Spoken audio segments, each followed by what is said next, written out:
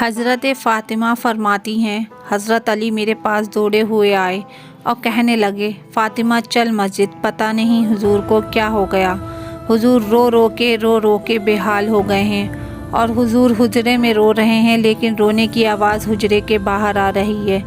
چل ذرا حضور کے پاس، ہماری تو طاقت ہی کوئی نہیں اندر جانے کی۔ سیدہ طیبہ طاہرہ حضرت فاطمہ جھٹ سے پردہ اوڑھا حاضر خدمت ہوئیں، اندر گئیں، حضور کے کندھے پر ہاتھ رکھا تو محبوب بیٹی کے ہاتھ کی ٹھنڈک محسوس کی، سر سجدے سے اٹھایا اور کہا، فاطمہ تو آ گئی، آ جا تو بھی ہاتھ اٹھا اور میری امت کی بیٹیوں کے لیے دعا مانگ۔ چل تو بھی ہاتھ اٹھا، میری امت کی بہنوں ماؤں کے لیے دعا مانگ۔ میرے آقا کیا ہوا؟ میرے حضور نے فرمایا،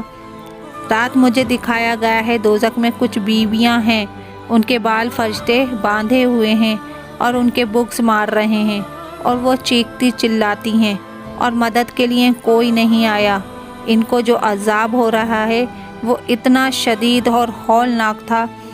کہ اس عذاب کے تصور سے مجھے رونا آ رہا ہے۔ پھر میرے حضور نے اس کی وضاحت فرمائی کہ میں نے جہنم میں ان عورتوں کو کچھ اس طرح عذاب میں مبتلا دیکھا۔ میں نے ایک عورت کو دیکھا کہ وہ اپنے بالوں کے ذریعے جہنم میں لٹکی ہوئی ہے اور اس کا دماغ ہنڈیے کی طرح پک رہا ہے، اور میں نے دوسری عورت کو جہنم میں اپنی زبان کے ذریعے لٹکے ہوئے دیکھا، اور میں نے تیسری عورت کو کچھ اس طرح دیکھا کہ اس کے دونوں پاؤں سینے سے بندھے ہوئے ہیں اور اس کے دونوں ہاتھ پیشانی کے ساتھ بندھے ہوئے تھے، اور چوتھی عورت کو دیکھا کہ وہ اپنی چھاتی کے بل جہنم میں لٹکی ہوئی ہے،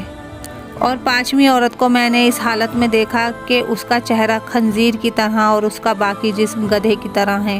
لیکن وہ حقیقت میں عورت ہے، اور تو اور سانپ اور بچھو اس کو لپٹے ہوئے ہیں، اور میں نے چھٹی عورت کو اس حالت میں دیکھا کہ وہ کتے کی شکل میں ہے اور اس کے منہ کے راستے سے جہنم کی آگ داخل ہو رہی ہے اور پخانے کے راستے سے آگ نکل رہی ہے، اور عذاب دینے والے فرشتے جہنم کے گرز سے اس کو مار رہے ہیں۔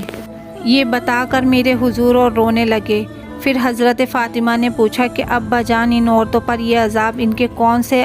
اعمال کی وجہ سے ہو رہا تھا؟ حضور نے بتایا، جس عورت کو میں نے سر کے بالوں کے ذریعے جہنم میں لٹکا ہوا دیکھا، جس کا دماغ ہنڈیے کی طرح پک رہا تھا، اس کو یہ عذاب گھر سے ننگے سر باہر جانے کی وجہ سے ہوا۔